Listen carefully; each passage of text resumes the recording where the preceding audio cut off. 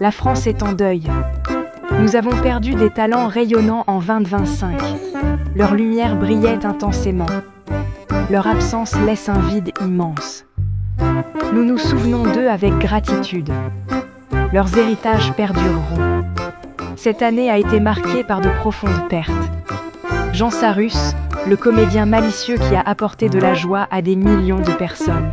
Naaman, l'artiste reggae dont la musique résonnait avec un appel à la justice sociale. Viet Page, l'élégante actrice qui a honoré nos écrans pendant des décennies. Paul Lou Sulitzer, le maître du thriller financier, captivant les lecteurs avec des histoires d'ambition et d'intrigue.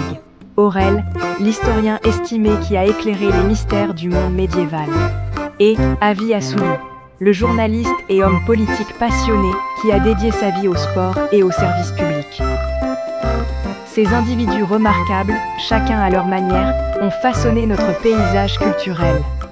Ils nous ont fait rire, réfléchir et rêver. Ils ont remis en question les conventions et repoussé les limites. Ils ont laissé une marque indélébile dans nos cœurs et nos esprits. Dans la tapisserie de l'histoire de France, leurs fils sont tissés avec éclat. Leurs histoires continueront d'inspirer les générations à venir. Célébrons leur vie, leurs œuvres, leurs passions. Que leur mémoire soit une source de lumière, nous guidant vers un avenir enrichi par leurs contributions. Jean Sarus était un maître du rire. Son sens du timing comique était impeccable, ses expressions inestimables. En tant que membre du groupe emblématique Les Charlots, il a apporté des sourires au visage d'une nation. La Grande Java, Les Bidas en folie, ces films sont des classiques intemporels, imprégnés de son énergie contagieuse. Mais Sarus était plus qu'un comédien.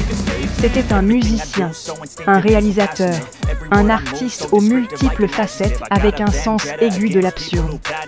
Il comprenait le pouvoir du rire pour guérir, unir, transcender. Son humour n'était jamais méchant, toujours imprégné d'une chaleur qui résonnait avec le public. Sa disparition laisse un vide dans le monde de la comédie française. Mais son héritage de rire continuera d'égayer nos journées.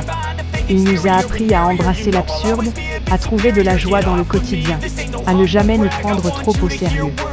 Et pour cela, nous lui sommes éternellement reconnaissants.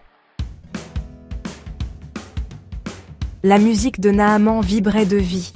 Ses rythmes reggae étaient imprégnés d'un message d'espoir, de résistance et de conscience sociale.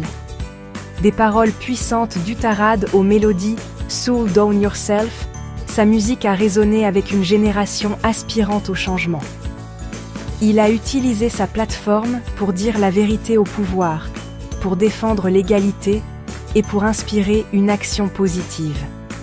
Aurel, bien que d'un domaine différent, partageait la passion de Naaman pour la connaissance et la vérité. Spécialiste du monde médiéval, il a consacré sa vie à déterrer les récits du passé. Ses travaux sur les Plantagenets et les légendes arthuriennes ont donné vie à l'histoire, éclairant les complexités d'une époque révolue. Naaman et Aurel, chacun à leur manière, nous ont incités à penser de manière critique, à remettre en question le statu quo et à aspirer à un avenir meilleur. Ils nous rappellent que l'art et la connaissance sont des outils puissants pour le changement, pour la compréhension et pour la création d'un monde plus juste et équitable.